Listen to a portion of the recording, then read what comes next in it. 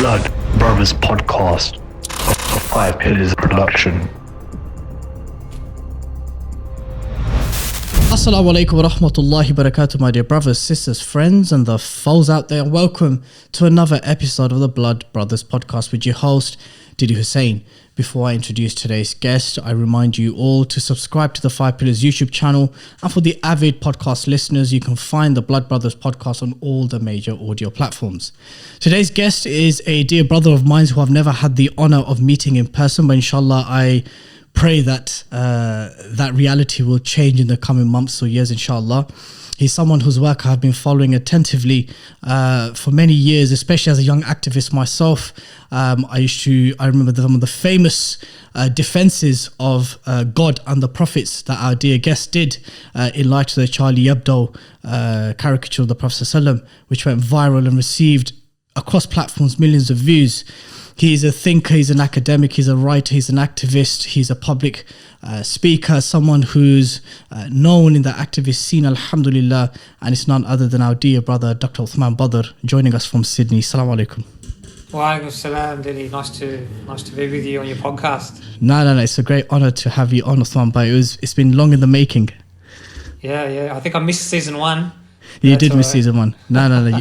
It was always going to be a case of when, not if, alhamdulillah.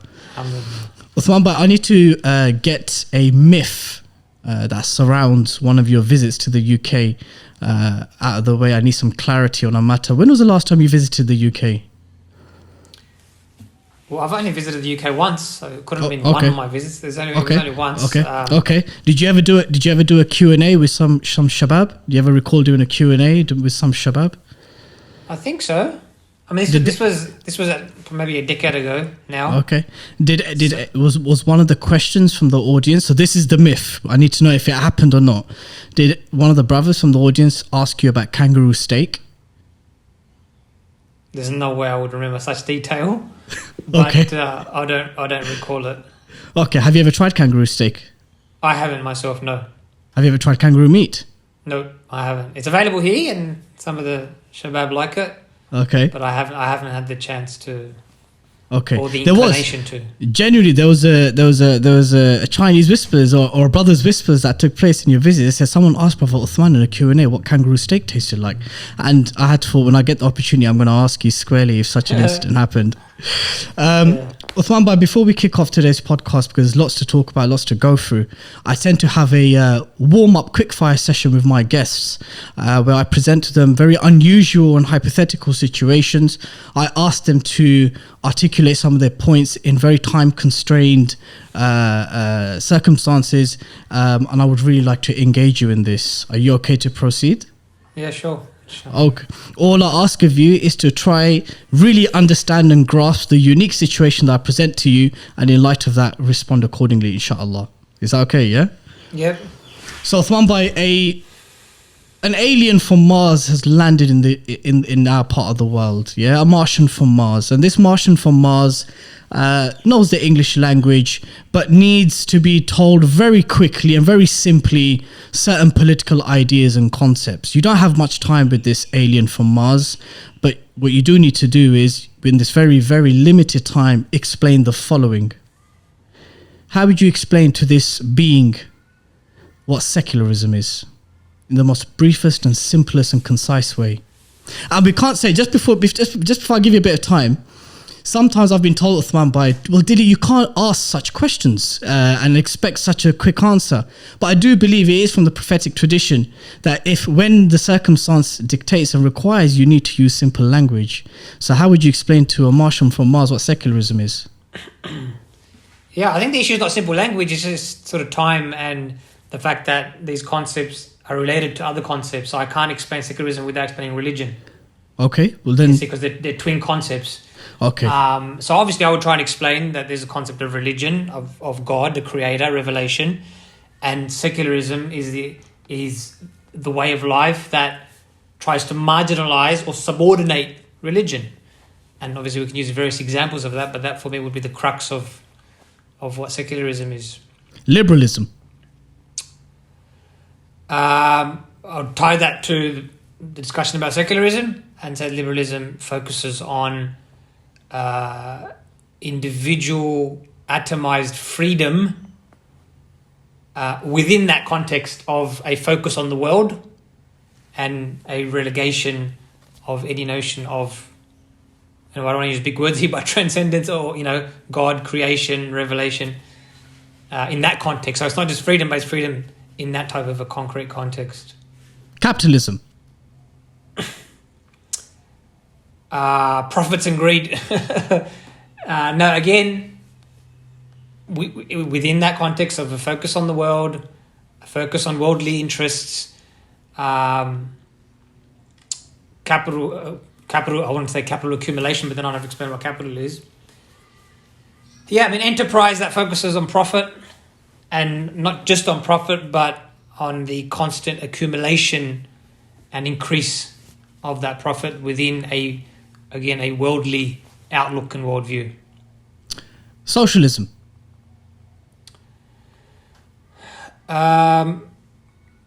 Still, I would emphasize that still within the same type of approach, within a eminent or worldly outlook, but more collectivist. So here we could go back and emphasize the difference between individual and atomist approaches and collective social approaches. Again, I guess what I'm struggling with is because there's so many other. There's a web of concepts and practices. You did very well with capitalism. You managed to. Yeah, I guess. Socialism is collectivist. It's. Again, I would talk about the economic system. If we were talking about the economic system, then I would say sort of government-run, government-controlled. But socialism is also broader. I guess when you asked capitalism, I thought economics, because we'd already defined the broader terms. Sure. Secular, liberal. But socialism, I'm thinking my first reaction was broad. It wasn't the economics. And so that makes it a little bit harder. But yeah, collectivist. I'm struggling with that one. Fair enough. Islamism. To be simple. Islamism. Okay, so now I guess we've talked about secularism and religion. We'd have to say that this is a sort of opposing pushback against those eminent worldly outlooks to try and give expression to a religious and particularly to the Islamic outlook in the world, in the public sphere, in politics and society. Democracy.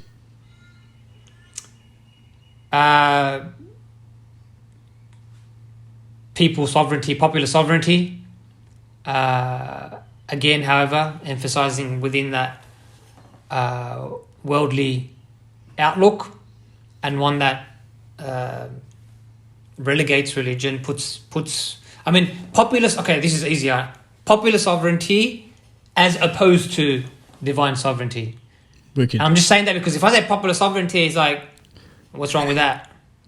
Right? But I think we have to emphasize the concreteness, the historical advent, and the accent of democracy, which is to say human freedom and human sovereignty as against all these others, particularly religion and God.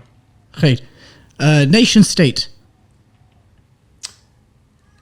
The nation state, again, within that sort of secular and liberal outlook of the world, is an organizing entity. It seeks to organize humanity. We have to, you organize, categorize people in different ways. It seeks to organize humans territorially and I guess ethnically, which is, and it claims to do that scientifically, but you can't really do that. So the nation, the state is meant to be sovereign, and the nation is meant to be a way to classify humanity. Empire. Empire, I'd have to emphasize that it's an older categorization, pre-modern. But yeah, with the nation state we could contrast. So it's not so much tied to territory. It's not tied so much to ethnicity or nation in the modern sense. It's more open. There's concepts of conquest and expansion. but also depending on which type of empire, exploitation, sort of conflict based on how we might benefit our own extension of power as against others. Just an interjection there. It's interesting that you mentioned stories of conquest with empire. Is this something you didn't necessarily say that with nation state?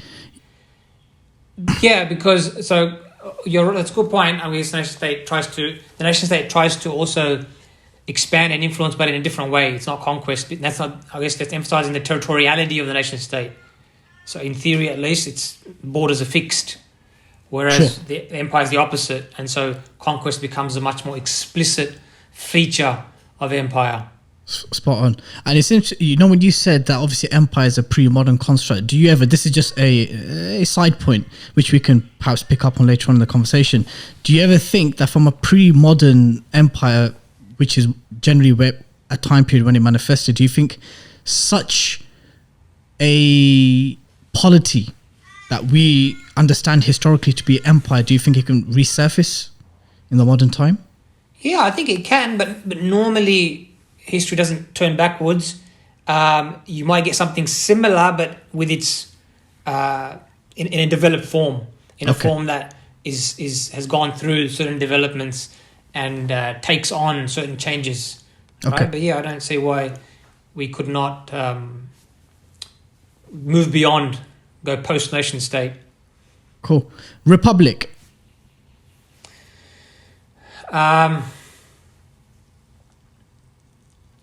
Again, for me, the republic is popular sovereignty as against divine sovereignty and, some sort of religiously informed way of living. But what else? How would it be different to democracy? I mean, republicanism is a used concept on various ways, so that's going to be a tough one. But yeah, basically, I would tie it to this notion of popular way of organizing society as against theological ways of doing so. Last, and I would consider this to be an underarm to you, Caliphate. A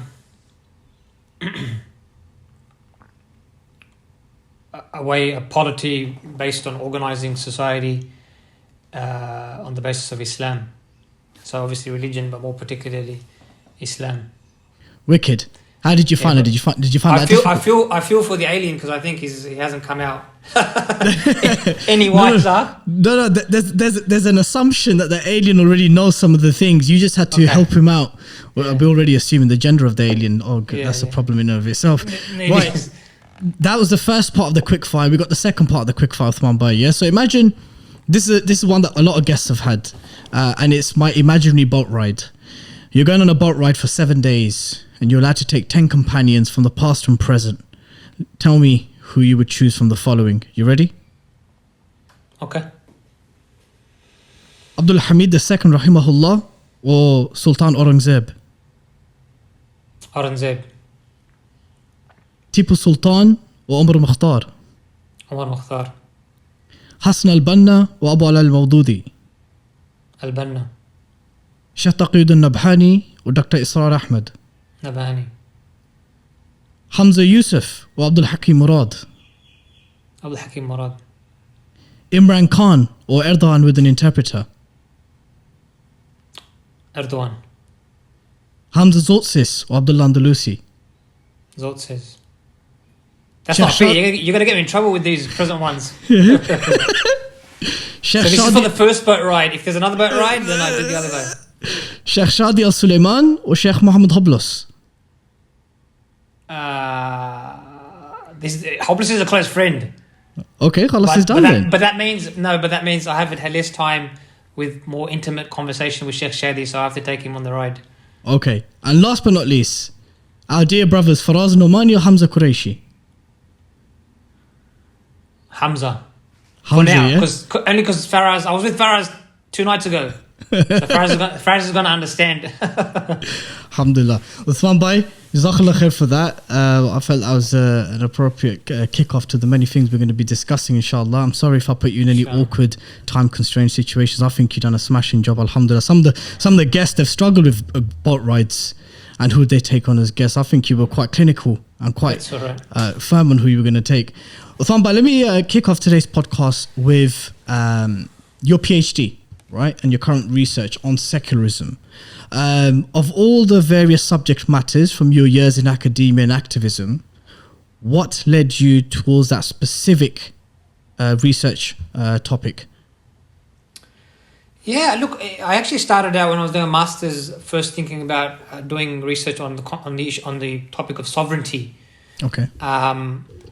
And that was part of through discussions with my supervisors and whatnot. But long story short, I found even that was leading to sort of comparisons with Islamic concepts, and because I was trying to come up with a topic where you can really get to the crux of some of the differences in modern ways of living and sort of Islamic alternatives, if you will, I couldn't go past secularism. Secularism for me seemed to be really at the crux of the difference, because it defines modernity's relationship with religion, and I find that as you probably picked up with my conversation with the alien, I was returning to emphasize the secularity of all the other concepts, because I find that the rest of them even don't make that much sense unless you emphasize that this is part of a anthropocentric turn, the turn to the human, away from God. I beg you tell us.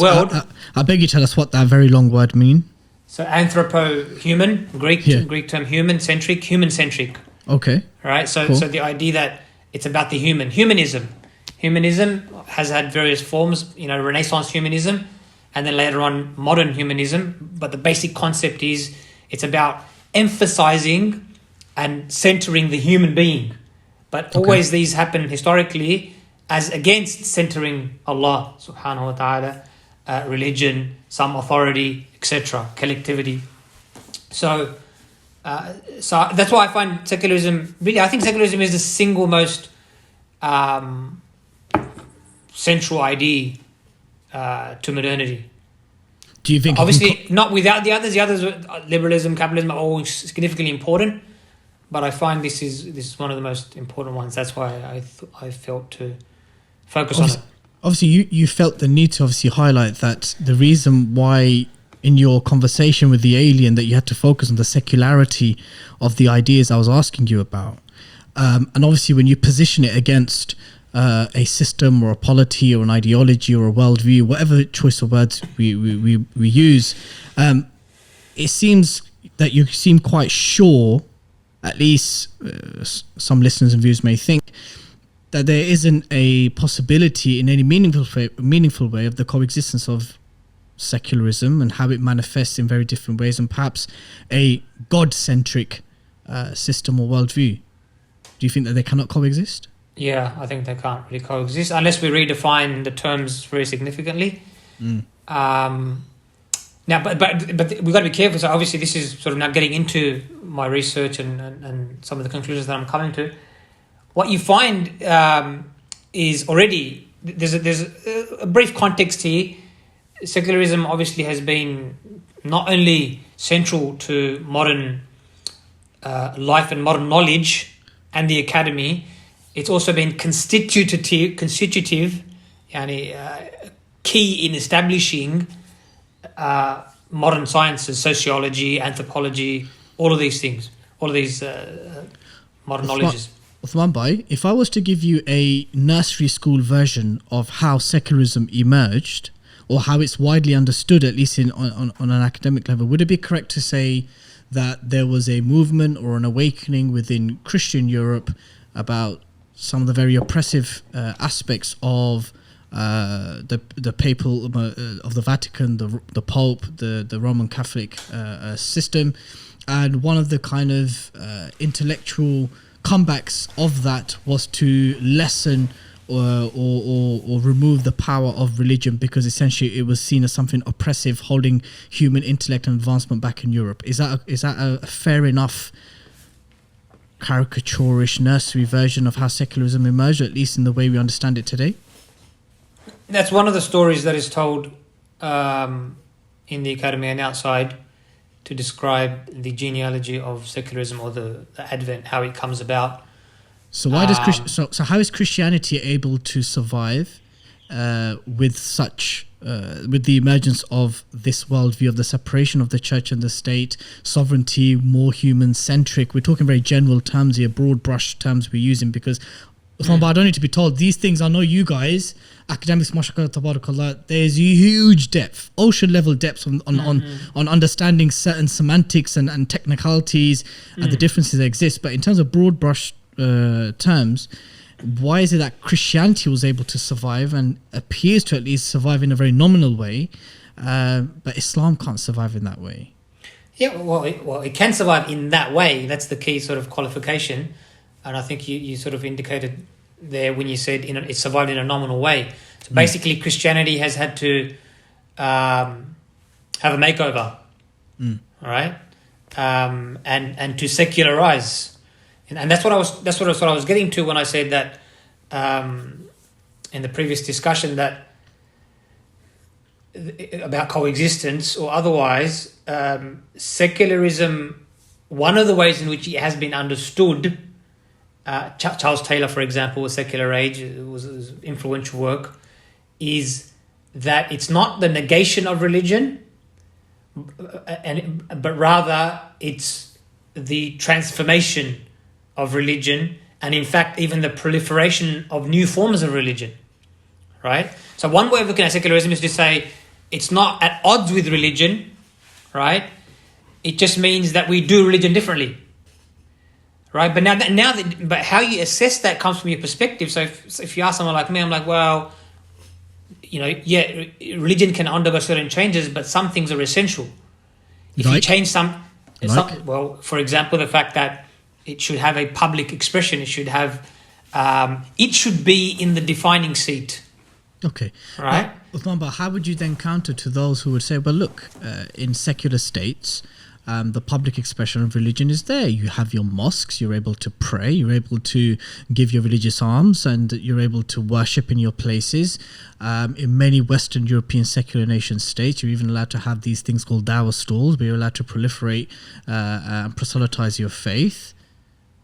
That's there, but that's there within a system or a context in which the secular authorities will define what sort of expression you can and cannot do. Okay. That will define your place. So that's why the second thing I said after public expression is more and more being sort of accepted to a certain degree, depending on where we're talking about. But what's critical and essential to secularism is that it defines what religion is, what its place is, what its boundaries are, where it's allowed or not. And what I'm suggesting is that religion. Okay, cool. What I'm suggesting is that for religion, it should be the opposite. And you're saying you're saying the expressions would exist in that little within those boundaries. Okay. Within those coordinates. So during your research, during your PhD research, obviously there's one thing theorizing what we may have been learned from our scholars, our teachers, perhaps some of the Islamic groups and movements that we were part of or were influenced by. But obviously research on this level requires quantifiable and real life examples. How successful do you think secularism has been in the Muslim majority world over the last century, let's say?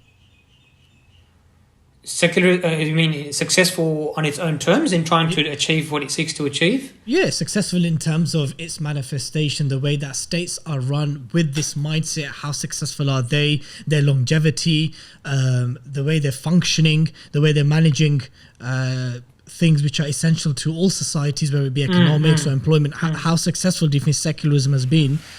Because there's one thing to say, Uthman Bhai, that look, Christianity's had to transform, it's had to have a makeover. And then to even not that you have alluded to it, by the way, but there is an assumption there that Islam hasn't had a makeover, or else that it wasn't so willing, or the Muslim majority world or Islamic civilization, whatever terminology you want to use, hasn't been so easy to have that makeover.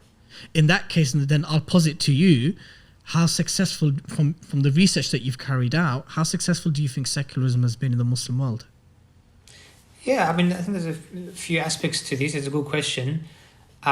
We can look at it two ways. If you look at secularism as an instrument of empire in the different sense here now, modern sort of proliferation of secular liberal power, it has been successful. It has been quite successful in the Muslim world. But that doesn't mean that Islam or the Muslim world has been amenable and very easy, sort of turning over backwards and being tickled. It's been difficult. It's been far more difficult than it has been with Christianity. Actually, it was actually quite difficult with Christianity as well. Let me rephrase that. I just wanted to say that as well, because there was resistance. Europe and Christianity have had a much longer period to do so, and they eventually sort of gave in. Islam hasn't fully given in, but a lot of the changes in the Muslim world have been forced, right? Okay. And so it's really, in the Muslim world, it's a live struggle still, where on the one hand Muslims are not voluntarily accepting of the makeover, but secularism has been forced on their throats, which means therefore it's not the same type of secularism, if you will, the same form as in the West, where it's much more sort of organic and accepted and the rest of it.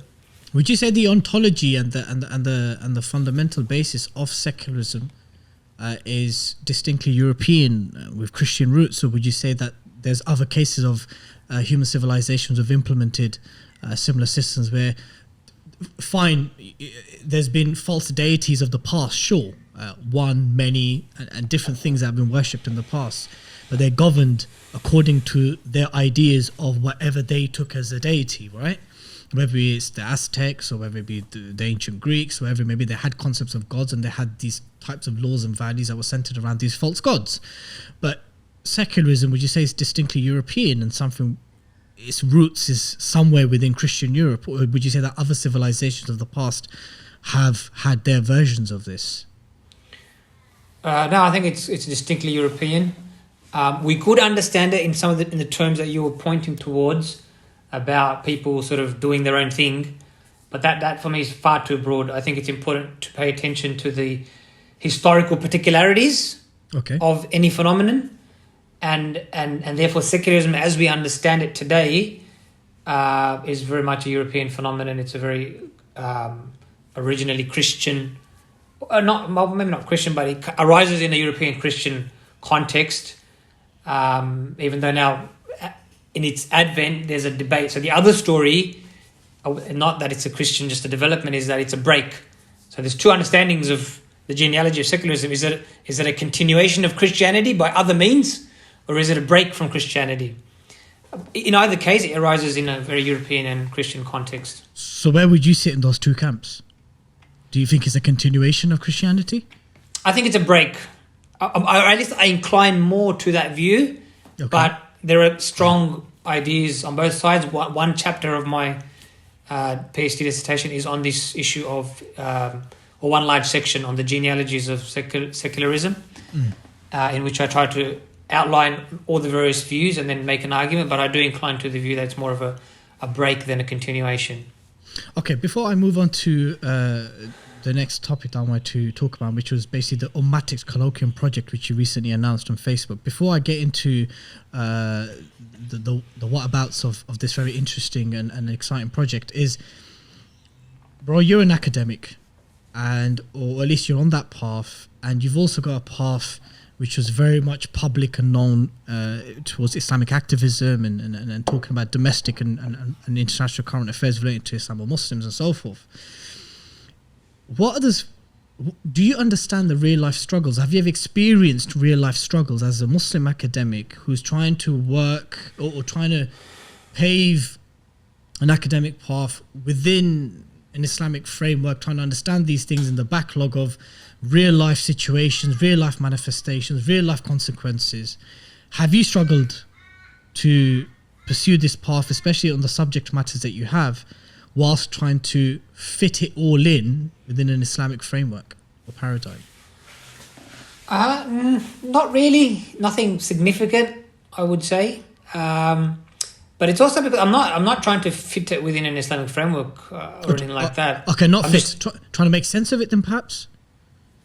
Not really even that. I'm researching a particular area.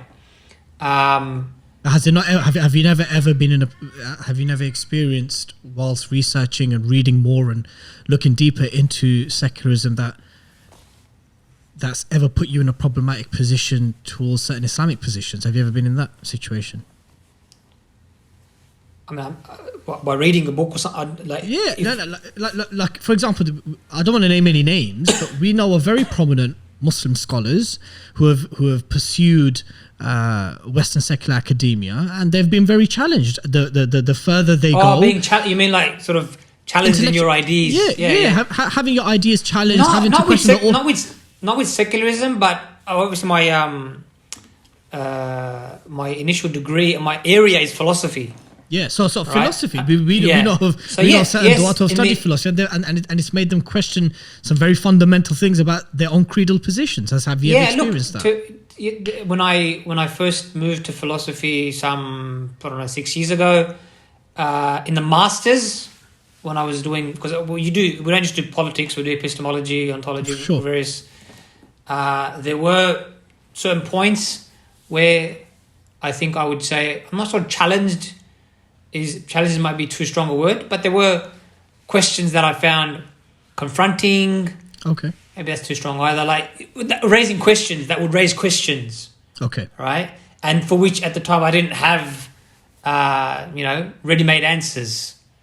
So yeah, definitely there was a period. But what I found was that happens in the earlier stages. The more you go into the philosophy itself. Yep.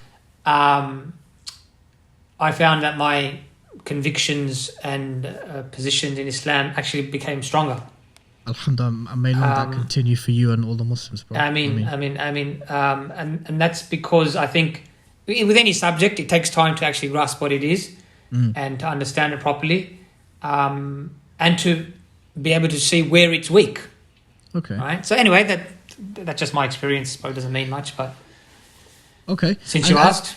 No, of course, and obviously, whilst in your journey in academia, which is still ongoing and so forth, when you pass by ideas such as decolonial studies or critical race, different ways to understand real life problems, real life situations that we're seeing unfold before our eyes. Have you ever looked into these ideas, whether it's decolonial studies or critical race theory, and have you ever looked at these what appears to be very popular ideas in recent years in understanding things like racism, institutional racism and so forth in the West, whilst you're studying secularism and trying to not necessarily compare it, but trying to obviously give your followers on social media and those who are in contact with you an understanding of it from an Islamic standpoint at least, right? Have you ever looked at decolonial studies, critical race theory, and other things that Muslims are also discussing and understood it from what you're studying as part of your PhD research? Not as part of the research. I mean, there's been relevant material that comes up because a lot of the research is interdisciplinary and it goes across borders and various thinkers and authors. But I have, on my own accord, before and after and during the research, looked into some of those areas, not all of them, but that also means that I haven't been able to do that at the same depth, because with the PhD I have to do it at a certain depth to achieve certain, write a dissertation, a quality dissertation. But yeah, I haven't yet had the chance to really delve as deeply as I would like into decolonial theories and decolonial. CRT I have looked at a bit more. Again, not as much as I would like, but I do have sufficient exposure to CRT, to feminism to a certain extent, to issues around racism. Do you feel do you feel the aforementioned, particularly CRT, and possibly I guess you can put feminism in there, but mainly CRT, do you think they have an important role for Muslims in the West to at least understand some of the issues pertaining to racism? on a more systemic point of view. Yeah, What do you think? I think they're helpful in facilitating an understanding of the modern world and how, in the case of racism, how it actually operates, as opposed to sort of standard, taken for granted understandings that are much more atomistic or individual. Can it get to a point where it becomes unhelpful and it may need calling out or addressing? Critical race theory specifically. Yeah, in theory it can. I guess it can because it comes as, all these things come as a package. Okay. Right? And although they may have insights, they also have issues where there's a conflict with Islamic positions. And so that's why it's always important to critically engage, not to reject out of hand, but also not to lap them up, to critically engage. And if you don't do that, then there are dangers as well. Of course, I mean, there'll be some of our listeners and viewers thinking, why has Dilly and Uthman decided to go down this digression? For obviously, those who don't know, there was obviously some very heated conversations, not recently, but in the past, against what's perceived, or at least been presented to be traditional normative Islam, pitched against some kind of woke understanding of race under the CRT umbrella. And some of these conversations have been very toxic, very polarized. And of course, some of the contributors in this conversation happening online were from Australia. We had a brother Dr. Yasser Morsi, a brother whom we both mutually know. We had others contributing to that conversation. We had Brother Abdullah Andalusi and all their followers and supporters and everything in between about this conversation. Mm-hmm. So I just wanted to just touch upon it and understand that whilst you said that it's helpful to understand a more deeper understanding of perhaps what we see or understand to be racism, I guess one of the most essential issues was that up until what point does it become unhelpful or un-Islamic, or can we carry on taking aspects of CRT to make sense of modern manifestations of systemic racism, or is it something that should be left alone in its entirety? No, we shouldn't. I don't think it's the right epistemic attitude Islamically to reject things out of hand. It's about critical engagement. That's why you couldn't put a line. You can't say, well, up to this point you take it, and then up to that point you couldn't take it. It's about critical engagement. We can define further that critical engagement to say that, generally speaking, descriptive, empirical aspects are where we will be able to take more, whereas normative aspects are going to be more difficult because we've got our own moral foundations. Having said that, this is part of the difficulty. It's not easy to separate the empirical from the normative. It's not easy to separate the descriptive from the prescriptive. But yeah, that's why it's really about qualitative critical engagement. You can't put a line somewhere. But I find in the debates that you were alluding to, I find that there's a lot of uninformed interventions that are problematic. So would you say? So is this what you're referring to as perhaps unqualitative conversations? Is that what you're? Not necessarily. In terms of the quality is low. Yeah, in that sense, but that's not what I meant by qualitative. I think. Look, I think a lot of brothers you were part of some of these conversations. Yes, I'm not saying all of it. I'm not saying the whole conversation was. You brought a lot of quality to some of these conversations. I added the quality parts to it, and others were. Astaghfirullah. No.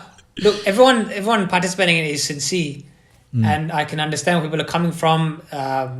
There is a struggle. There is a strong struggle around Islamic values, Islamic ideas, and the push against it, and the rest of it. But I just feel that sometimes some of the brothers are sort of inclined to be reactionary. Okay. Right? So there's a danger, there's this about Islam, and then let's reject that and reject this and this and that. And that's not a healthy approach. But you have to... Okay, no, granted, and Jazakallah khair, you're very right there, bro. But when it comes to issues like concepts of justice and injustice, how one defines their identity, how one understands race in the context of power and justice and oppression, these are very important things. These are things which can and have and will influence Muslim activism, especially in the West.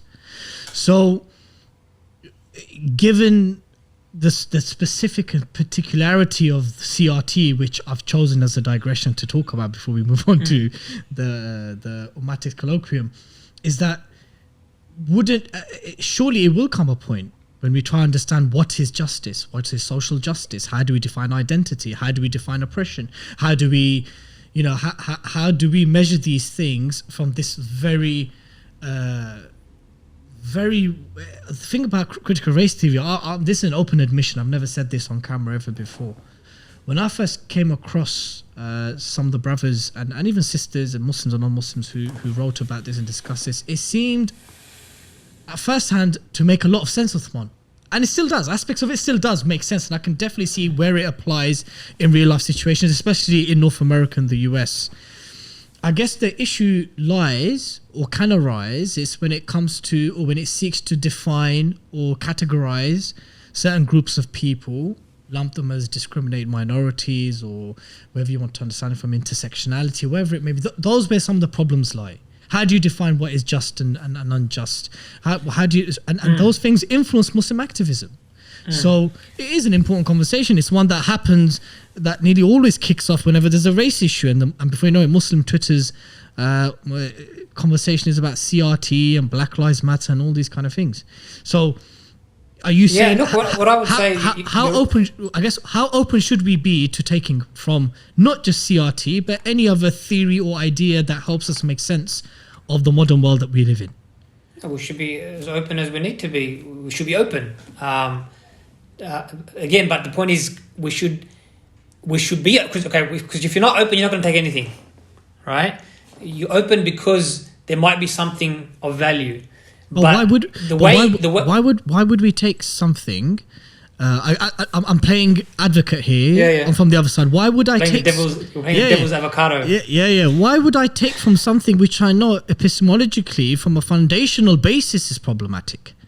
Why should I need to take anything from anywhere if Islam is sufficient for me? It's a comprehensive worldview that tells me everything from how to pay my taxes to washing my backside. Why do I need to take from these other ideas and these other worldviews?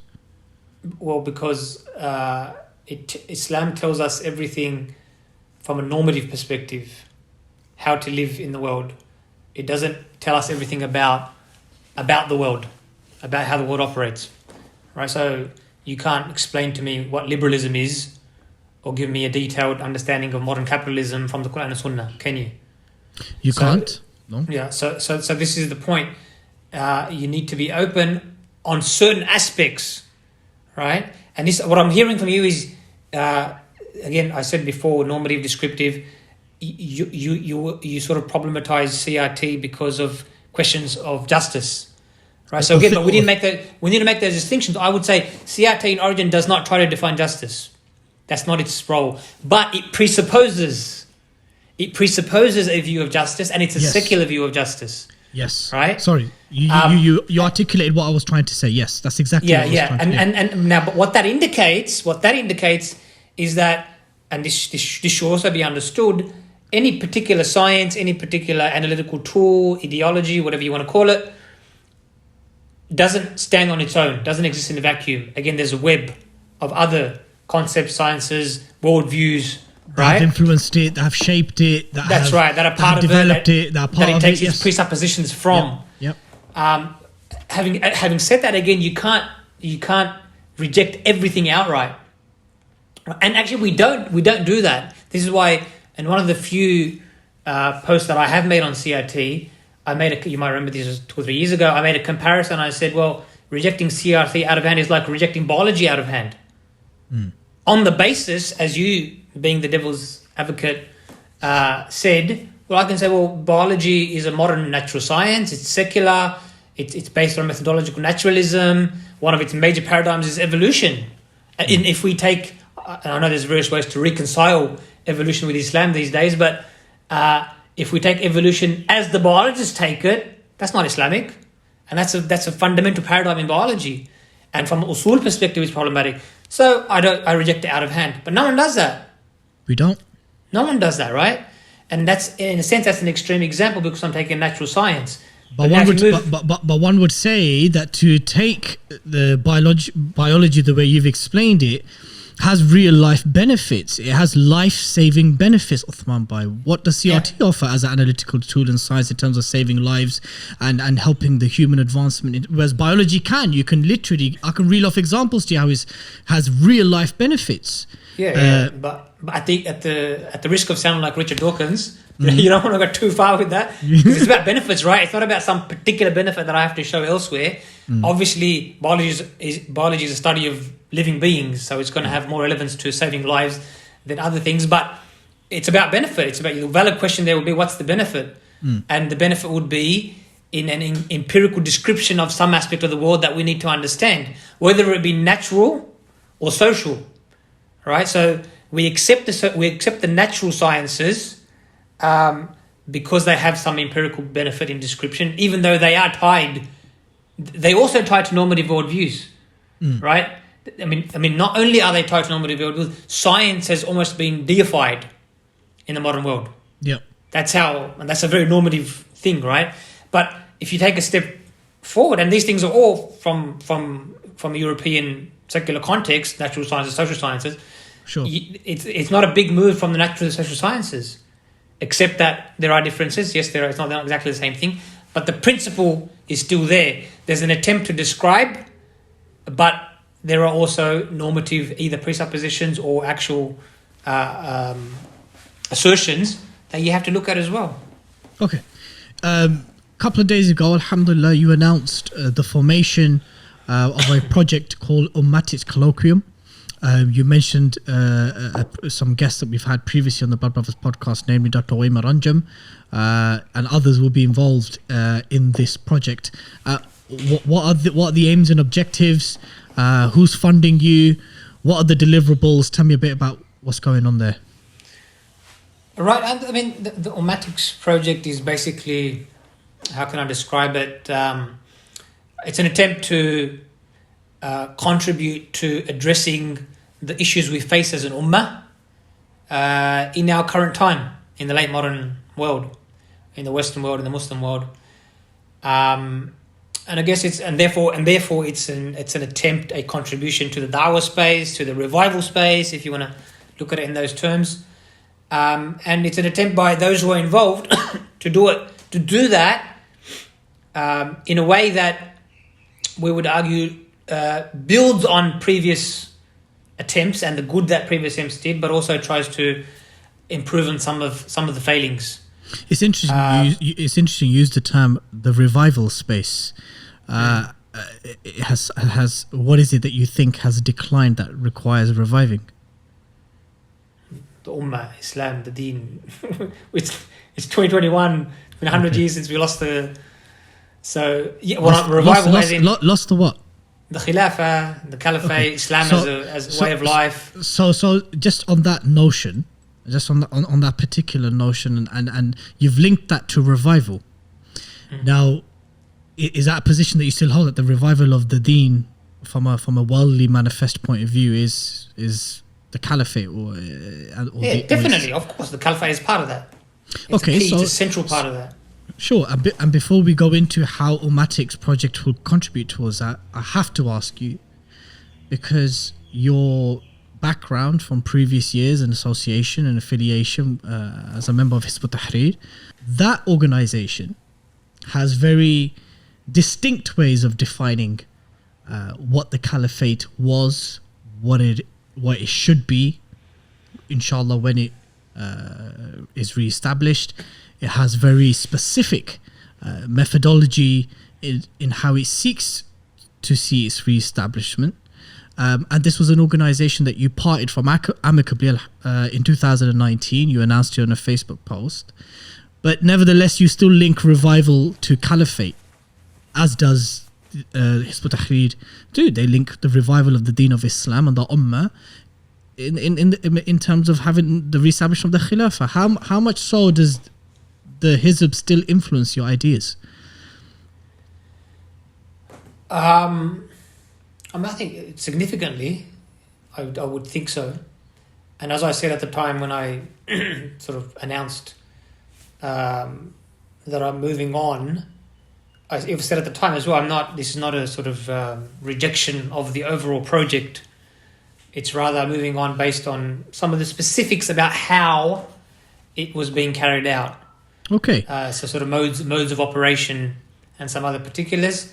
Since then, obviously, further study, further thinking, further discussions, I've probably come to see other things that I wasn't seeing at the time. But still, broadly, I would say that, for want of a better term, I'm still working within that broadly Islamist, quote-unquote, project.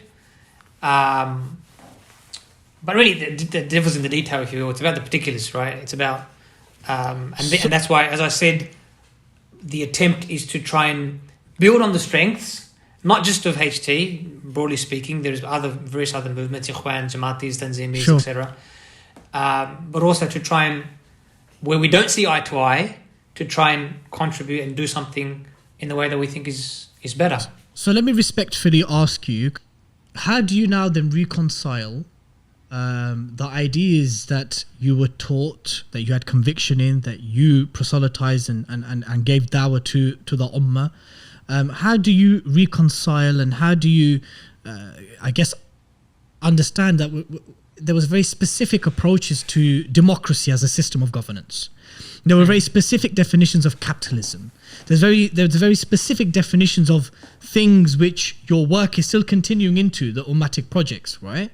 So how do you reconcile, working with other du'at and academics and thinkers who come from positions where, let's be frank about it, we would have had a far more, I don't like to use the word rigid, but we had a far more clear position on certain things, where one would stand perhaps on a more of a pragmatic gradualist approach to implement aspects of Islam with the hope of implementing in a more meaningful and holistic way, whether it be to raise arms and fight the state to attain power, whether it be whatever these ideas are. Yeah, how do you reconcile now, or are you still reconciling, and is it a challenge that you face when you have to work with other du'at and academics that come from different persuasions, that may not have the understanding of the Caliphate that you once did or you still do, or have an idea or how they feel that Muslim political unification would manifest in the modern world, whether it be in a very federal European Union style, or do you understand what I'm trying to say, Uthman Bhai? Yeah. Look, I mean, it's case by case, or it's specific. Some things haven't changed, right? So, Khilafah is fard, I believe Khilafah is fard. Voting haram? Voting... if you've conveyed the position of those who believe it to be haram, from, giving power, authority for someone to legislate on your behalf. Yeah, I still believe... I haven't come to revisit that issue, to be honest. I still believe, I still adopt that it's haram. A legitimate ijtihad? Yeah, where I find myself more sort of moving on, or is in how you look at the opposing ijtihad, right? Okay. So I found that perhaps some of the ways of looking at the opposing ijtihad, that was a bit narrow. Okay. Likewise, and you asked this in your question, likewise, how you address and how you deal with and work with the ummah. Okay. I think there needs to be greater openness. Okay. And greater, I think, not just, I don't want to focus on any one group. Broadly, I think you find a lot of these movements started at similar times and have been running, have certain similar modes of operation. Uthman Bhai, look, I guess what I'm trying to say is this, right? If for 10, 15 years you've been part of an Islamic group, right? It doesn't matter. I mean, here we're talking about the party here, but it may well be the Salafi groups. It could be a Sufi Tariq. It could be the Ikhwan. It could be every group. What I'm saying is that if you've been told or taught and you had conviction that democracy is a system of kufr, that voting, after being conveyed the da'wah why it's haram, and to still go and persist in it is sinful, that working for the establishment of the khilafah upon the prophetic methodology as my jama'ah has defined it is fard al-ain once that's been informed to you. These positions, once you've... Yes? Is that... Have I... Yeah, that was wrong. The last one was wrong, that was wrong. But anyway, that's just examples. No, but example... I get your question, but I don't understand. Why does there have to be a reconciliation? Some things are the same, Other things you changed because your conviction changed. Because you're having to work with people now, with other groups and other brothers and sisters and thinkers and activists and du'at from different persuasions and backgrounds. You still hold on to certain of those views. So that's a valid question. Now, as a solution, others may present solutions which you still deem to be haram or impermissible or problematic. But in those cases, so obviously, if someone is doing something that I think is haram, then we're not going to get very far in working together. Okay. Right? Obviously. But I think where there's a difference is I've come to appreciate a bit more that there are various differences in the ummah, and you just have to approach them with a broader and more open attitude, right? And that's not just saying let's just be more open. Like, I think fundamentally from an usuli and a fiqh perspective, you have to accept opinions that are valid for valid opinions. And this is not just with the Hizb, not just with these Islamist groups and movements.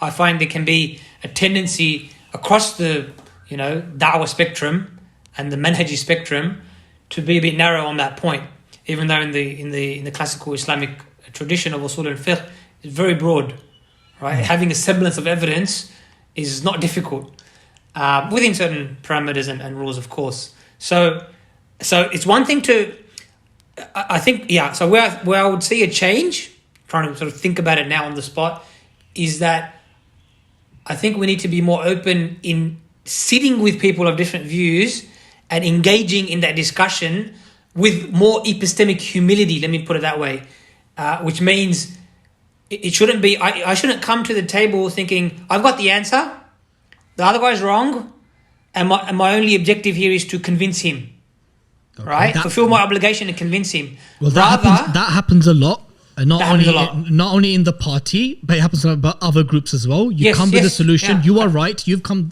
to convince them. Khalas, job done. Boom. Yeah, that's the thing, and I think that's wrong.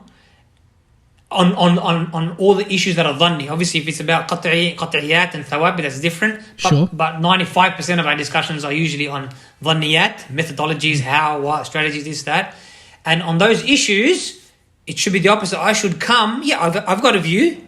Confidently believe in your view, you're convinced, you discuss that, but there should be room for openness that the other person could be right.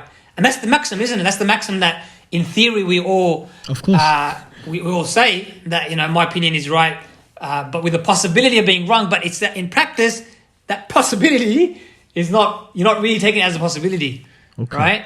If you were, there would be a bit more openness, there would be a bit more in a different approach to how you do those things. So yes, I think we need to be much more open, and I hope, and one of the features that the Ummatics Project is marked by is a greater openness to valid opinions and ideas, and to sit and discuss them. But yeah, if to the extent that someone adopts an approach that I don't, then obviously we're not going to be able to do that together. But at this stage, anyway, the Ummatics Project is is focused on the discursive space. It's focused on knowledge production, not on lobbying or activism or those things. So the Ummatics Project, let me ask you squarely, is it just going to be, subhanAllah, shouldn't I be saying, is it just going to be, do we need to change the battery? Pardon? Okay, cool. No worries. Remember to take this bit out, yeah? So the Ummatics Project, are we expecting very long, lengthy, ivory tower academic long articles? Or what are you against academics for? I'm not about. It's not. No, hold on. It's not. I'm against it. But I put this back on you. No, you guys are our beacon of knowledge, and I benefit so much from your posts and that of others and your peers. Alhamdulillah. But sometimes I read them, and I think to myself, I know how that applies to my brother on road who didn't even get 5 HC GCSEs. I know how what Uthman just posted on Facebook will affect my brother on a real life meaningful way in terms of how he survives in this world and navigates. It would affect all Muslims of all different backgrounds, but they need to understand that language. So I'm all pro for easy understandable language. Yeah, that's fine. Look, and I think if we digress from our sort of discussion just momentarily, I think that's a very important point to address, because I get this a lot. Your language is like this and you're like that and this and that, and the lay people are not going to understand it, and we simplify it. And I understand where that's coming from, but I think what people need to appreciate is it's horses for courses, to put it in simple terms, right? Like even in Dawah space. So this is not just in some academic sort of ivory tower space. Even in the Dawah space, it's a differentiated space. There are different groups in the ummah, right? When I'm doing street da'wah, that's a particular part of da'wah. But there are intellectuals, right? There are academics that need da'wah. There are intellectual leaders. There are public intellectuals, right? So there's different people and different things. Yet if I'm speaking to a lay audience and using academic language, audience? The Ummatics project. Who's the target audience then? Again, it's not one. That's the point. It's broad, but nevertheless, obviously, we're trying to focus at this stage on but two levels: scholars, academic scholars, intellectuals, but also at another level, people we might call sort of thought leaders, people in the Dawah space, movements, and therefore generally the educated readership in the Muslim community, in the global Muslim community, that is there. But my point is that if even away from the Ummatics project, if I'm using the wrong language to the wrong audience, that's a problem, right? It's not a problem just to use a particular language. So, and I just want to clarify that because I get that a lot and I understand where it's coming from. But there's a presupposition that I think is wrong. There's an assumption that's wrong, which is that da'wah should always be in some very simple language. No. Right? And if you do that, then you're excluding certain people and you're not going to win them over because they require, particular treatment, if you will. Let me re-clarify my position. My position is this. Wallahi, of course there is a space for academics and higher elite level conversations that need to be had with depth and references and deep research. That needs to be had. But if you're trying to convey, I guess what I'm trying to say is when du'at who also happen to be academics, when they're trying to, or when they explain things which have real life implications to the ummah, right? Those things, if they are expected to be taken with seriousness and with a level of hesitancy to either reform or change or act upon, it needs to be done in a language which is understood by the lay. I guess that's what it is. I'm not saying that there is no space for the ivory towers. Ivory towers are so important. But I'm saying that there has to be a time where the towers have to come down a little. Yeah. I agree with that, but I'll just qualify that a little bit. It's not, I don't think the criteria is when there are real life implications for the ummah, for the lay people. It's when the audience is those people. Okay. Right? So the real life implications is a topic based thing. If I'm talking about the geopolitics of the Middle East and the relationship between America and now China as an ongoing power, there are real life implications. True? Of course. But it's a different thing to think about who am I talking to. If I'm talking to geopolitical analysts, right? Of course, simple language will not work. It wouldn't be appropriate. It wouldn't be appropriate. But if I'm talking to others, to a broader audience, yes, then you have to use a different language. So will I think we're on the same page. Will the Ummatics project have content there which will be digestible, understandable for layfolk? Yes, to a certain extent. Or would someone need to have a cursory understanding of modern Western philosophy and so forth? All these kind of ideas. Look, to a certain extent, as I said, the audience at this point is primarily scholars and academics, and also, as I said, as a second tier or at a second level, the sort of educated reading masses. But you can see already the essays that are already published. You'll see that they're not very academic. They're not very technical essays. They do require some background in the areas that they're speaking about. Sure. But that's not. I think they're understandable by a large enough audience, right? But yeah, we do have a particular audience, a particular scope that we want to work on, from which at a later point we would like to expand out. Now, ummatics is ummatics is a very interesting word. It's a word that's recently and commonly used to focus on matters which transcend respective nation-state borders or even continents for that matter. Ummatic, to suggest that is something which is wide scope, far-reaching, and affects more than just thyself or thy household or thy community. How do you feel Ummatics Project fulfills its name? By addressing those big issues, and making them the target that we're looking at.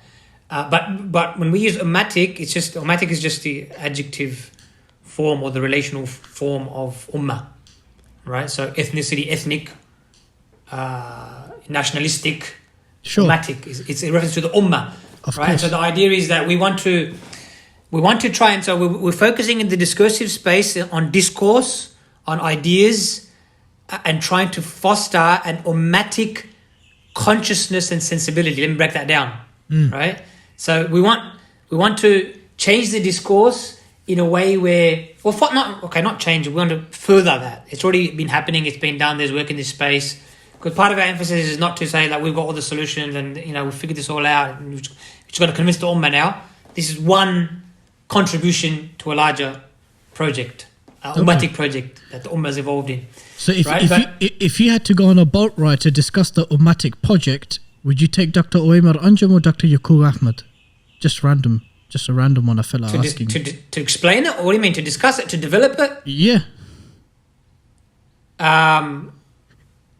It depends. Dr. Yaqub is not fully. If I had to explain it, yeah, I would take Dr. Yaqub. Okay. If I had to develop it further, then I would take Dr. Anjum. Let's carry on. I just So I was saying that the idea is to try and foster that ummatic consciousness where the ummah, Muslims around the world, think in ummah terms as opposed to sectarian terms or first of all, as opposed to nationalistic terms, nation-state terms, but also in a more Islamic reference as opposed to sectarian terms or even madhabi terms, right? We're relevant. It's not to say it's anti-madhab.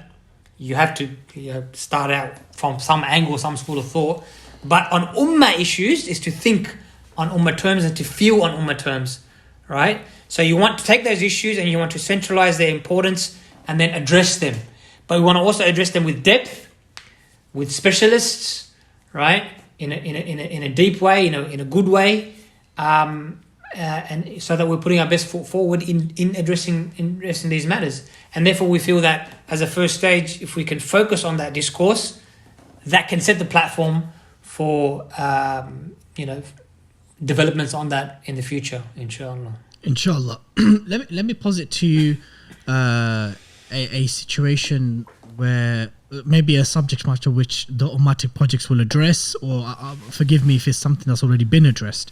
It's a question that I asked your colleague and our brother Dr. Uwaimar Anjum when he was on the podcast. One of the questions I asked him was that, do you believe that whatever idea you have of how a caliphate may look like, or what you'd like it to look like, or what you pray for it to look like, whether it's nostalgic or romantic or realistic based on today's states and constructs and so forth. I asked him, do you believe that the caliphate, however you may think it will manifest, can coexist in a world of nation states? I'm going to ask you the same question, because we spoke about when I asked you guys, we haven't had it for 100 years, and you mentioned revival space. So I'm asking you, do you think the discussion of a caliphate in a meaningful way to truly understand how such a polity could even possibly exist in the current world that we know it, can it coexist? Will it have to learn to coexist with what we know of nation states and powerful nation states? I don't think it can. I think in some sense it would have to transcend the nation-state paradigm. You can discuss it, so it's one thing to manifest, it's one thing to discuss. Obviously you can discuss it. So let's briefly discuss it. Do you think a caliphate can be a collation of, or an amalgamation of, or a union of various Muslim nation states? It could start off like that as a potential option, but you would already be challenging some fundamental aspect of those states being nation states. Can I quickly ask you something, because it is relevant? Do you believe that, inshallah, when the Caliphate is reestablished, that it will be upon the methodology of the prophethood, and it would be here to kind of stay for until the end of time, kind of thing? Yes. Until the end of time. I mean, the first part, yes, but the first part is what is indicated by the relevant ahadith. Okay. But also by relevant hadith, it's not to the end of time. There will be. So given that, okay, let's forget about the latter bit I said. So given that, do you think that multiple Muslim majority nation states can form under an umbrella caliphate upon what we understand to be a prophetic methodology? Yeah, they can. They can do that. But again, so it's about what you mean by these terms here. So the current state formations that we have, 57 of them. There's 57 Muslim majority secular nation all of them, states. or some of them, or the majority of them could come together and make a new formation. But in part of being a new formation means you've changed in some way, right? So that's the question: is it just a nominal change? Is it like the OIC? Then that's not. What about something like the European Union with the Pope as the Khalifa? Something like that. Okay, so that would be a slightly more radical change. And then you'd have to look at it. Is it meeting the sort of essential requirements of a caliphate? In what ways it changes the nation state? But what I'm saying is, I don't think a caliphate that is genuinely a caliphate, and I say that because I think there's scope. I don't think one of the differences, again, I think that with other Islamic movements is, I don't think we can have a fully fixed model from A to Z. Here it is, and what remains is only to implement it. Sure, right? Absolutely. I think we need to be a bit more open to understand historically, but I think you had that discussion with Dr. Anjum in your podcast. So, generally speaking, at a conceptual level, I don't think the caliphate and nation states can coexist. But where the level of compromise or change depends on your model of the caliphate, right? Sure. But some things are clear, like, so for example, in the nation state, territoriality is defined and fixed. Sovereignty is, the state is sovereign. Now that's a non-negotiable Islamically. The state cannot be the sovereign entity, right? So something's non-negotiable. Other things, bureaucratization seems to be problematic. The extent of the reach of the state is problematic, I think. But to what extent, the forms, the changes, this is all open to discussion and debate. Uthman, I've noticed in the last 2 to 4 years, I've seen a change in the way you address certain subject matters, which you would have done so differently and more passionately in the past, right? More critically in the past, more harsher in the past, I would say. There's a far more level of compassion and amicability to engage those whom you differ with. And I guess where I'm leading with this is, when you look at the different methodologies that exist of revivalist groups, right? Hizb ut-Tahrir, Ikhwan al-Muslimin, and its variations wherever you go in the Arab world, or its South Asian equivalent in Jamaat-e-Islam, whether it be the various, I don't like using this term, jihadist groups, or those groups that seek to take authority and implement Islam by raising arms or so forth, and everything in between, that falls within the synergies and the differences within these various groups, and not just restricted to those 3 or 4, but even beyond that. Given this kind of melting pot of movements, ideas, methodologies, as a result of a particular socio-political reality that the Ummah finds itself in and has been for the last 100 to 150 years, how do you navigate around that? As Uthman Badar in 2021, how do you now engage with those Muslims who come from that background, who have no overt issue from a dini point of view, from a fiqhi point of view, from a methodological point of view, or with democracy, or religious or political pluralism, or power sharing with those whom we know will implement very un-Islamic laws, right? Or those who believe that fighting some of the regimes is absolutely justified. That these guys are actually taghut and tawaghit and false deities, and they deserve to be fought because they're actively, without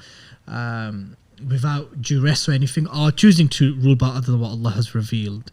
And all the other variations, including I would even say, yes, including the Hamza Yusuf type, where you have to engage with the rulers that we've got, and to rebel against these guys would be an even greater sin, and so therefore deal with the tyrants that we have and give them nasiyah. How do you navigate around this melting pot of different ideas and methodologies for revival, where you would have done in the past far more critically and harsher, I would imagine? Yeah, I'm not sure it's too much of a difference. Because I think there is a difference overall, but even within, within a particular group, people have their own, a group or a movement or a manhaj. People, not every individual is the same. They have their own inclinations, idiosyncrasies, styles, approaches. But yes, I think there is probably some change, some learning. I feel that it's not that, I still believe that fighting is not the way, going sort of stealthily into parliament and trying to show that is not the way, etc., etc. But I think generally speaking, you need a more ummatic approach where you first of all approach these other Muslims as believers, as sincere believers, as wanting the best for the ummah, as people who should engage in discussion in the way that I described it earlier, and not sort of. I think there's a negative approach where someone goes to parliament, so I go, well, he's joined the kufr system, that's against the interest of the ummah, he's a sellout, right? I think that's a very negative approach, but this is what I'm saying, that I'm not sure the change is too significant, because even in my many years in HC, I always found that approach wrong. And I think generally speaking, the Shabab avoid that approach. So let's talk about an approach which many of the Shabab and it's a conversation point where we have to engage our brothers from different and sisters from different backgrounds and persuasions, and that is to perhaps address issues like Erdogan and the AK Party, or Imran Khan and PTI, or Dr. Mohammed Morsi rahimahullah, and his very, very brief and unfortunate tenure as the democratically elected president of Egypt, and these kind of more kind of, I hate these terms, but pro-democracy Islamists and these kind of movements and realities. Let's forget about the MPs that we're voting in the West. Let's talk more about the actual Islamic groups and parties. Some have attained power, some are still relatively in power, others have failed and been put down very violently and unjustly. I'm talking about those. Yeah, I'm talking about that as well. I'm not talking about like what's that mayor's name in London? Yeah, I'm talking about the London mayor. Yeah, okay. Yeah, this is what I'm talking about. Like sincere Muslims who have some ummatic sense. That's why they're in the dawah space. That's why they're doing this work, right? And so we ought to treat them with that in mind, right? So that's how I would navigate it, right? There has to be a bit more epistemic humility, a bit more openness. But nevertheless, the other question of navigation is, what do you do? In the end, you can't sort of take a bit from here and take a bit from there and make some sort of soup. You're going to have to choose something. You're going to have to do something concrete. But I guess what I'm asking is that you, as an individual, as an activist, as a da'i, as a Muslim, as an academic, you would have certain ideas, certain viewpoints, and certain positions, right? Yeah. And fundamentally, some of these positions would be grounded on the fact that you deem it to be the correct thing Islamically, the most beneficial thing to Islam and Muslims today, and then you are now having to work from an ummatic point of view with others who don't have positions like that, and that you would actually in fact think those positions are actually problematic. Yes, that's true. Yeah, so again, there's I think we should differentiate between sort of engagement and working with. Working with will require not 100% carbon copies, but some proximity. Okay. At least proximity in fundamentals, right? Cool. To work with, you need proximity in your positions on the fundamentals, at least. But engagement, generally, you don't need that, right? You can still have a healthy, ummatic engagement with other Muslims regardless of how close or far they are in terms of what you believe is correct and what they believe is correct. So I think that's the way to go about it, and it's more of an attitudinal change than any sort of concrete way, different way of doing things. But I think it's extremely important, particularly, and this goes back to even the culture war debates that we spoke about. I think a lot of times the ummah, whether manhaji debates, culture war debates, whatever they be, we can have a tendency to fall into a sort of factional approach, a tribalistic discourse. I think that's very negative. It's very problematic. We need to try and avoid that and aim for a much more ummatic, cooperative, warm discussion or discourse. Inshallah, bringing the podcast to a close.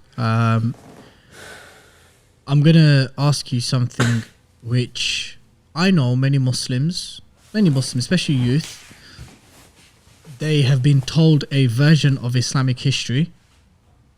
They've been told stories naturally from not just the seerah, from Islamic history to obviously uplift the morale, to give us hope of great generals and great leaders and revivalists and so forth. Is it wrong?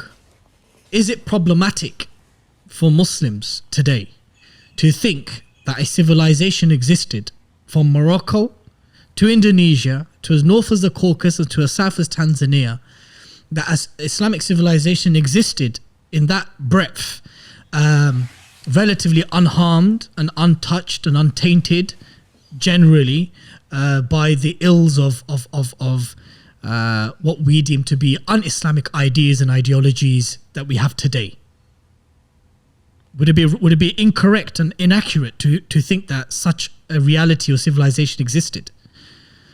Or is I that don't think it would, but it's about some of the latter part there. You said obviously if it was in the past, it wasn't going to be affected by the ideologies that were there today. It'd be more whether it was tainted by the ideologies of their times, which I think they were. So I think there is a need to be a little bit more nuanced and qualified about those realities. I don't think there's a problem with saying that there was a very expansive Islamic civilization, polity, caliphate, whatever. But I think in the fruits of it, the results and how things were, sometimes the image is not as accurate as it was, and it's sort of embellished. Okay. I think, and that can be problematic. But I think even if we describe it in the more accurate terms, there's still a lot there to be very that's very good to be proud about, to be a model, right? Because it obviously you're not going to have a utopia on earth. It's not about comparing it with some sort of utopian model. Absolutely. It's always relative, right? It's always relative to what else was existing, what else was the thing. But we know generally, following the more classical and model, the model of the Rashidun Khilafah, there's always been issues, right? So anyone who tries to paint it as it was all hunky-dory is wrong by default. Of course. Right? But it's now about the details and how difficult and how... And I think there's a lot there to learn from. And I think the problem with embellished or romanticized views is not just sort of a wrong general conception. You don't learn from the history because you didn't understand the problems, the difficulties, and how they were handled. But surely there is a place for the story of Tariq bin Ziyad, the Muhammad bin Qasim, Sultan Fatih, and Sayyid Qutuz, and surely there is a place at these times to lift the morale and mindset. Or do you think that a Absolutely. No, I don't think that. I think these things go together. They're not opposed to each other. Of course, there is Sayyid Qutb, Sheikh Taqiyuddin Nabahani, Maududi. Look, these are people that arise in a very, very dire situation from an ummah perspective, right? From the time post Khilafah, the ummah is divided, it's colonized, but you get people who rise of caliber, of sacrifice, of we can go on, right? So it's not mutually exclusive that it was a dire situation or a difficult situation to one extent or another, but you had very motivating and very positive aspects to that. It's not. So definitely we can do both, but I don't think you need to over embellish or romanticize to do that, because then you lose other aspects.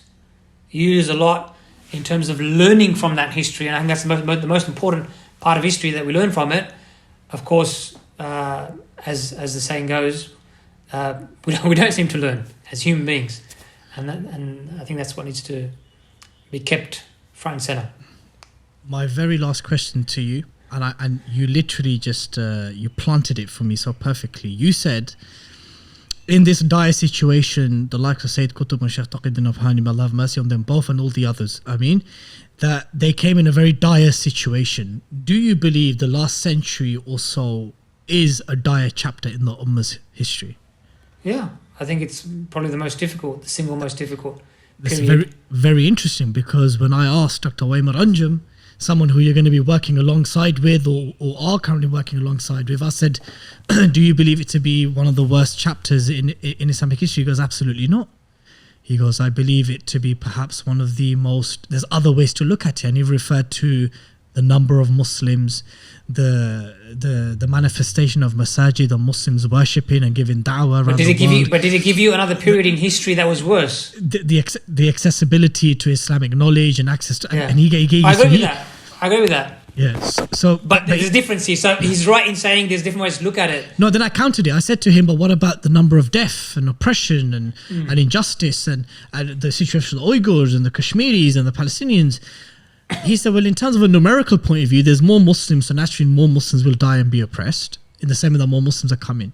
I just find it interesting, because this is exactly what I meant. When you talk about Ummatics project, and the likes of Dr. Uthman Badar having to work with the likes of Dr. Waymar Anjum, having to work with the likes of others, that you're going to have to deal with people who on the one hand see a dire situation, and others who don't see necessarily as a dire situation. That's fine. As I say, it's not going to be a carbon copy. There are differences. You will see various things differently, right? But as I said, on some fundamentals, there will be proximity. Yeah. Even there, I'm not saying carbon copy. I'm saying proximity. There will be close, and there'll be differences. However, I don't think this is the point of difference. I think the current time is probably the single most dire. That doesn't mean it's not a time of great opportunity, and a time and more so, the current time is different from thinking about the last 100 years as a whole, right? Sure. So if you talk about the last 20, 30, 40 years, there's a lot to talk about in terms of revival and people doing this and Muslims doing that and opportunity and so on and so forth, which I would agree with 100%. But your basic point remains, there will be different outlooks, and we have to try and do our best to work with that. And I think that's one of the challenges. It's part of the human fitrah to look at things differently, difference of opinion. But it's part of the Shari'i ethos, I will say, that Muslims should work towards collective work, right? So now there's a tension, difference, but collective work. How do you do it? Got it. Yeah, Right. So we have to work out how to do that, and I think one way to do that is to be more specific or sensitive to which differences are more you can't compromise on, are more fundamental, and which ones are more branchal, and therefore you can there's more room for them. Uthman bhai, Jazakumullah khairan for your time, bro. I thoroughly enjoyed having you on, and apologies if I said anything to offend you or came across disrespectful, but it was a great honor to have you on, bro. Jazakallah khair, it was a good conversation, and you're going to have to try a lot harder if you want to offend me. Alhamdulillah, obviously that wasn't your intention. Yeah, it wasn't my intention, man. It was a good discussion, Jazakallah Alhamdulillah. No, barakallahu feek.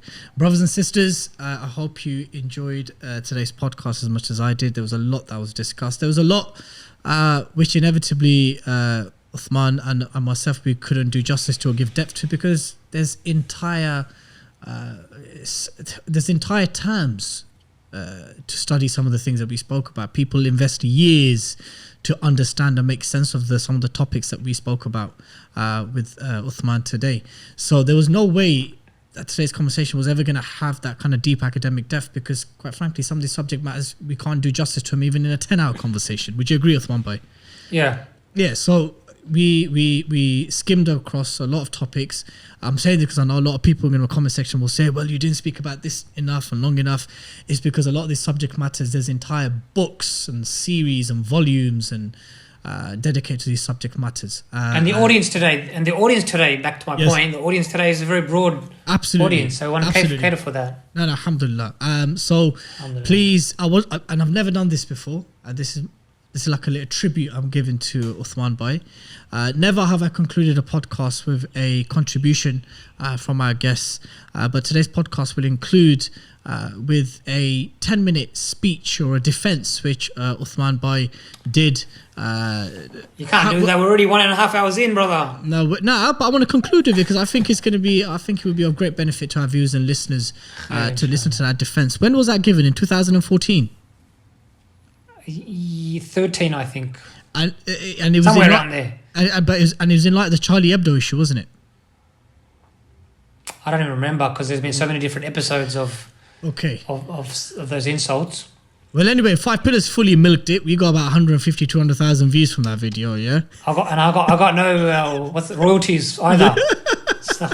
Anyway, brothers and sisters, listen to this address, listen to this presentation, try and make sense of it, and inshallah, understand it, and inshallah convey it if and when a conversation about defending Allah, the honor of Allah and His prophets ever arises.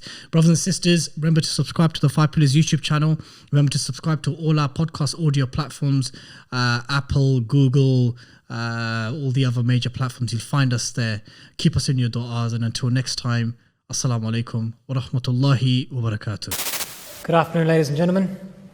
Chair, opposition. I begin in the name of Allah, in the name of God, most gracious, most merciful. God and His prophets should be protected from insult.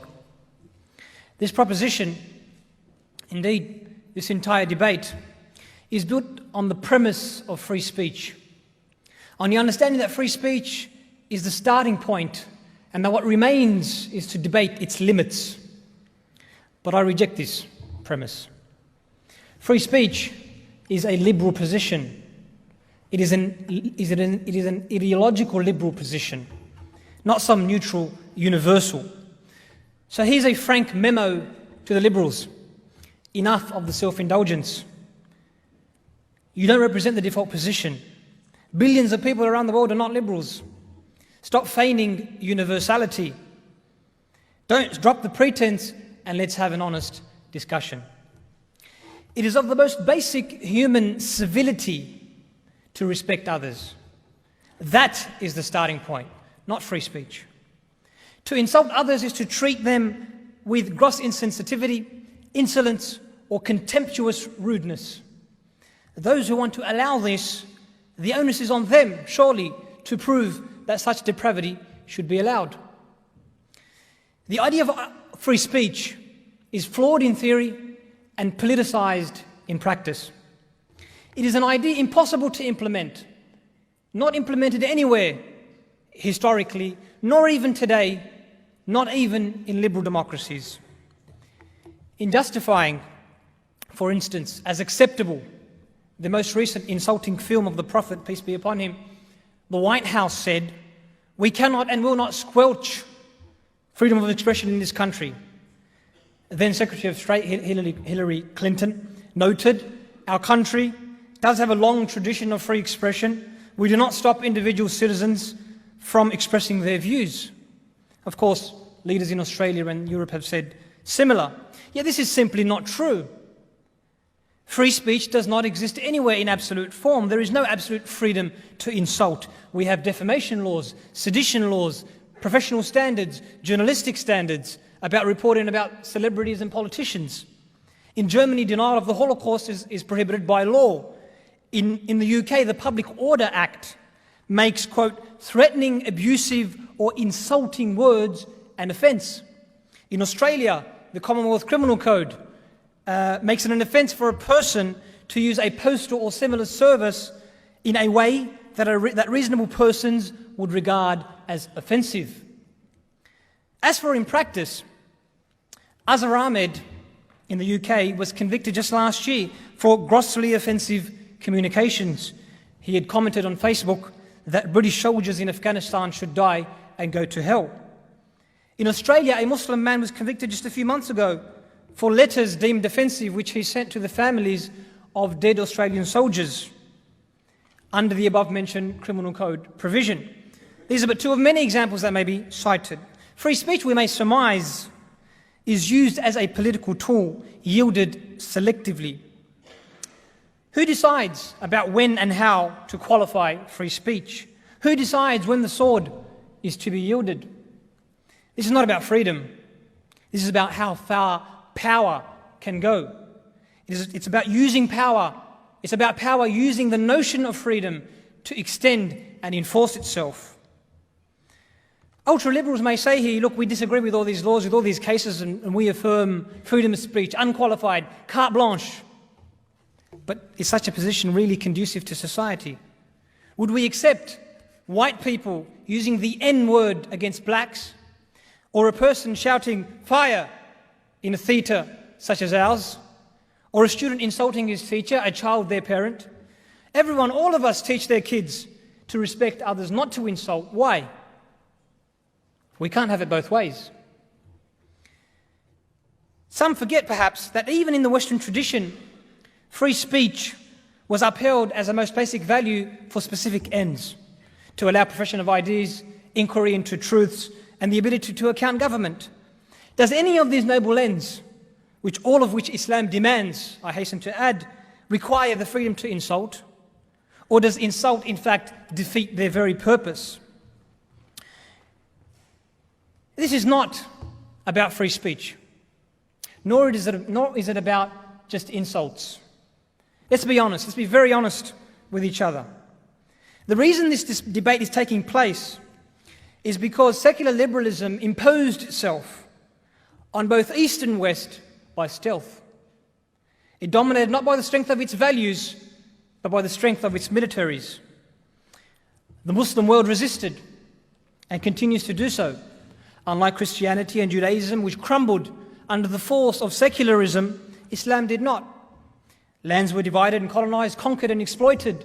The Islamic State, the Caliphate, was dismantled, but the Islamic mind remained, so the resistance remained. It is the quest to break this resistance in which these insults come. The quest to impose secular liberalism, to consolidate the victory eternally, to agitate and provoke, to add insult to injury, to kick a man when he's down. There's no glory in that. There is no glory in that. And there's no glory in asking people to accept that. The free world seeks to dominate and impose, to extend its power, exploit others, and perpetuate its military, political, and epistemic violence, perpetuating Orientalist fantasies about Muslims being prone to violence, backward, unable to manage themselves in order to justify intervention. From propping up dictators like Mubarak and King Abdullah, to destroying entire countries through war and invasion, Iraq, Afghanistan, to unmanned drones killing little girls by bombing their homes on top of them, and on and on. Is the Western world really in a position to lecture others about violence or about values? Really? It is this broader context of provocation in which global Muslim reaction to insults come. It is here that our focus should be. As for critique, as apart from insult, then bring it on, honestly. Let me be very clear that stifling of serious debate is unacceptable. It's unacceptable in Islam. Critique of any ideas or beliefs is kosher. It's halal. It's allowed. Insults of any beliefs or people is not. Critique Islam all you want. Write in intellectual tones about why it is not the truth, about why the Prophet is not a prophet, etc., etc. Such books fill the bookstores in the West as it is. Go to one of your local best-selling bookstores and you'll see these books. None of them have ever resulted in a riot, but to mock, to denigrate, to provoke, to agitate, that is something else, and that is unacceptable. For all people have red lines. All worldviews and cultures are sensitive with respect to what they hold dear. In Australian culture, for instance, Jesus, peace be upon him, may have become fair game, but the Anzacs are not. Modernity did not do away with sanctities, it merely shifted them from the religious to the worldly. To conclude, insult is not an acceptable mode of interaction for mature, self-respecting people. It is the modus operandi of the pseudo-intellectual with nothing to offer, no intent to engage, only projecting their own insecurities onto others. Insult offers nothing to society except hate and divisiveness. It is not required for the pursuit of truth, for open inquiry, for accounting governments, and nor does it allow for a cohesive society.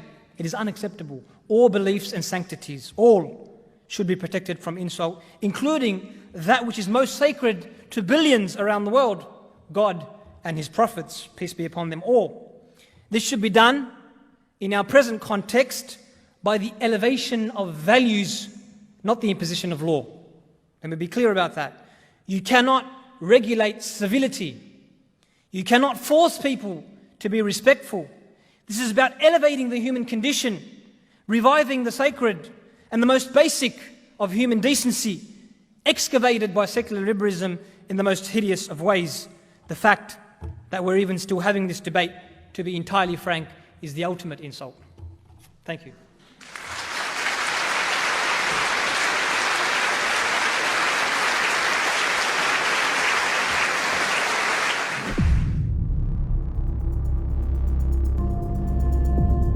Blood Brothers Podcast, 5 Pillars Production.